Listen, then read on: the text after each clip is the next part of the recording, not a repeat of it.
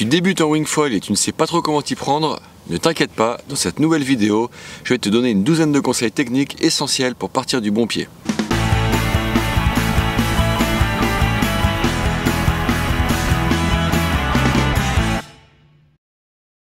Salut et bienvenue sur la chaîne Watersport Zone. Tu viens de tomber sur une mine d'informations et de conseils pour le wingfoil et les sports de glisse.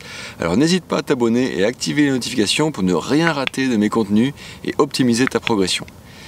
N'oublie pas non plus que tu peux me poser des questions en commentaire ou me dire quelles sont tes difficultés. J'essaie toujours de répondre. Allez, finis la réclame et revenons à ce qui nous intéresse aujourd'hui, c'est-à-dire les conseils techniques essentiels pour débuter en wingfoil. Alors attention, reste bien jusqu'au bout de la vidéo, car des fois il suffit d'un conseil pour débloquer une difficulté, et le conseil qui te parlera le plus sera peut-être un de ceux que je donne à la fin de la vidéo. D'ailleurs, ça aussi, n'hésite pas à le dire en commentaire. Si tu as un conseil qui t'aide en particulier, eh bien dis-le moi, et puis ça pourra aussi en faire profiter d'autres. Alors le premier conseil, ça va être de ne pas brûler les étapes et de se lancer avec méthode en décomposant les difficultés. Tu as peut-être vu ma vidéo dédiée et détaillée sur les 5 étapes pour se lancer. Et si ce n'est pas le cas, tu trouveras le lien en description ou je te le mets ici à l'écran. Enfin si ça marche. Pour résumer vite fait, avant de partir sur l'eau, il s'agit donc de commencer par manipuler ton aile à terre. Ça commence par donc s'entraîner à genoux sur la plage, à saisir l'aile comme si tu étais sur l'eau, sur ta planche. Puis ensuite tu dois essayer de mettre ta wing au-dessus de ta tête. Et donc à ce moment-là, il faut bien répéter et mémoriser la procédure. Donc c'est ta future main arrière qui tient la poignée, ce qu'on appelle la poignée neutre, qui est devant la wing.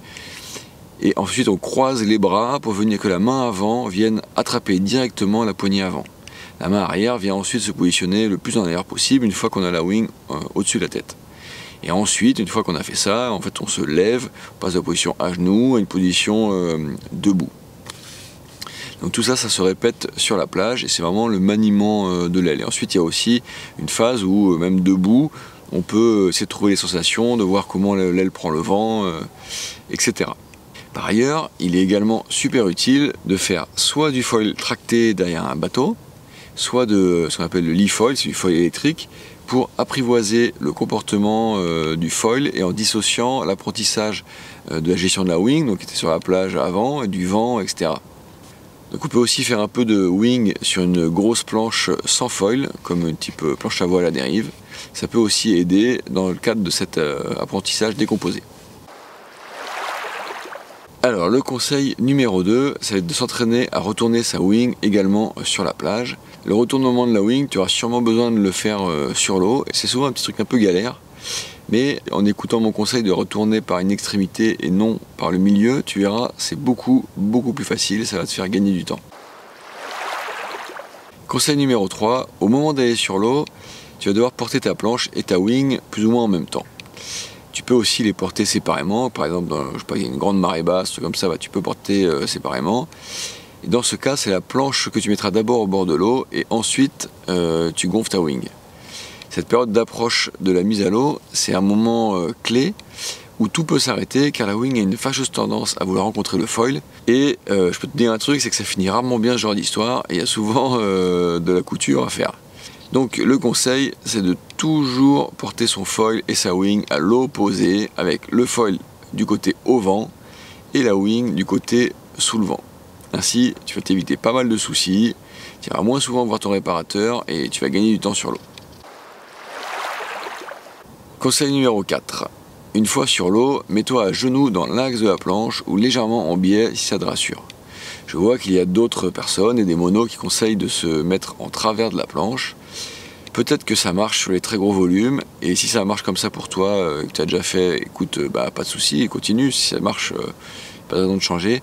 Mais perso, moi, je suis pas trop convaincu, donc autant pour la stabilité que pour la capacité à se lancer sans partir avant-arrière, la facilité à se lever en bonne position ensuite, et puis la capacité tout simplement à s'équilibrer sur la planche, ce qui est toujours aussi une petite phase délicate.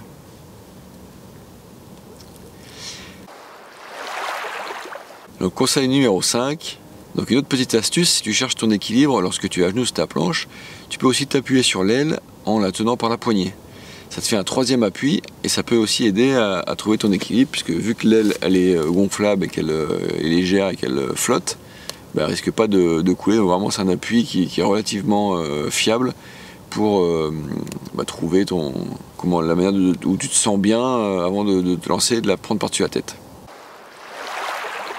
Conseil numéro 6, sur la planche, une fois que tu as l'aile en main, n'oublie pas de bien monter la main avant au-dessus de ta tête. Si tu t'entraînais tout l'hiver à repeindre ton plafond, ça t'aidera parce que c'est pas une position qui est très naturelle. Mais bon voilà, c'est comme ça qu'il faut procéder et c'est super important pour ne pas finir avec la wing dans l'eau en permanence. Et donc dès que ta wing prend le vent, il est important que conjointement à l'action de positionner ta main avant au-dessus de ta tête, tu essayes aussi de reculer la wing avec la main arrière. C'est ce qui va permettre de reculer le centre de poussée de ta voile et de naviguer au vent de travers. Et du coup aussi éviter de partir vent dans le dos et puis de dériver sous le vent. Conseil numéro 7, avant de te lever, navigue un petit peu à genoux d'abord pour apprendre à te diriger en bougeant l'aile au-dessus de ta tête d'avant en arrière. Comme ça tu vois un petit peu les actions que ça fait, quand tu avances ton aile, qu'est-ce que ça fait, est-ce que ça change la direction ou pas, quand tu la recules, inversement, donc voilà, ça c'est intéressant. Et rien ne sert de se précipiter à vouloir se mettre à tout prix debout, on y va tranquille et on construit un apprentissage des bases solides. Conseil numéro 8, une fois debout, il te faut prendre de la vitesse sans chercher à provoquer le vol. Parce que prendre cette vitesse, ça va te permettre de générer de la portance sur ton foil. Et c'est ça ensuite qui te permettra de voler. Et une fois que tu as compris comment ça marche un foil, c'est logique, hein, pour que le foil te soulève, il faut que l'eau s'écoule sur l'aile pour générer la portance. Donc c'est logique, il faut de la vitesse, c'est pas juste tu poses le foil dans l'eau et ça fait voler. Non, il faut se déplacer. C'est comme les avions sur les pistes de décollage, que les foils ça marche exactement pareil que les avions. Il faut que l'avion prenne de la vitesse et se lance d'abord sur le sol avant de pouvoir enfin décoller. Et s'il n'y a pas assez de vitesse, ça ne décolle pas. Donc en foil c'est pareil, donc une fois qu'on navigue, bien prendre le temps de glisser sur l'eau, de prendre de la vitesse et ensuite ça va voler tout seul. Conseil numéro 9. Reste bien au-dessus de ta planche et ne cherche pas à te mettre en arrière pour contrer la voile comme en windsurf. Au contraire, reste bien au-dessus de tes appuis avec ton poids un peu plus sur la jambe avant pour contrer la force du foil qui va vouloir te soulever l'avant de la planche de toute façon, toujours à cause de cette portance qui va se générer petit à petit que tu vas prendre de la vitesse.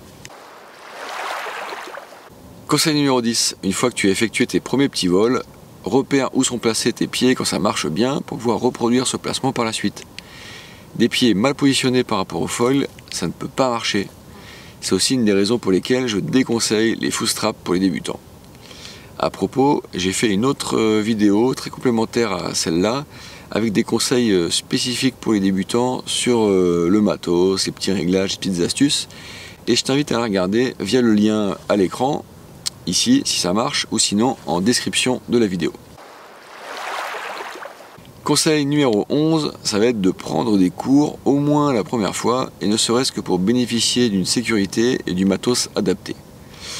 Des fois, en prenant 2-3 cours, on évite de devoir acheter le matos pur débutant, et on peut passer à une planche de seulement 10-15 litres au-dessus de son poids, et directement, et puis un foil peut-être high aspect de taille moindre. Et ça permet de gagner un step de matos, et d'investir avec un setup qu'on emmènera ensuite plus loin dans la progression. Donc au final, on peut croire que ça coûte un peu de faire des cours, mais si on arrive du coup à sauter une étape de matos, en fait on va gagner de l'argent et du temps, donc c'est ce qu'on cherche, donc c'est tant mieux. Enfin, conseil numéro 12, pourquoi pas partir d'une destination vantée pour effectuer un stage intensif, par exemple une semaine.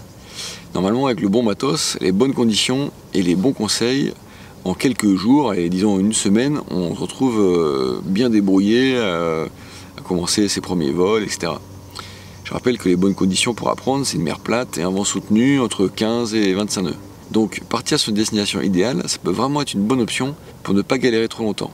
Il y a plein de destinations, je pense par exemple à Saint-Martin, parce que j'avais fait une vidéo l'hiver dernier sur cette destination, c'est Caraïbes, donc c'est plutôt pour l'hiver, et tu auras le lien aussi en description. Mais il y a plein de spots, j'en sais rien, moi, le Dakhla au Maroc, le Brésil, la Grèce, il y a sûrement plein de spots, même en France, il y a des spots plus ou moins adaptés. Si j'ai des bons plans, je te les mets aussi en description, donc n'hésite pas à explorer les liens que je mets en dessous. En complément de ces conseils, je t'invite donc à aussi regarder la vidéo dont j'ai parlé sur les 10 astuces matos à connaître pour débuter en wingfoil. Ça te sera certainement très utile. Donc pareil, lien en description. Allez, maintenant je te donne rendez-vous samedi prochain pour un prochain tuto, à moins qu'on se voit d'ici là à la plage. Allez, bon ride, bye bye.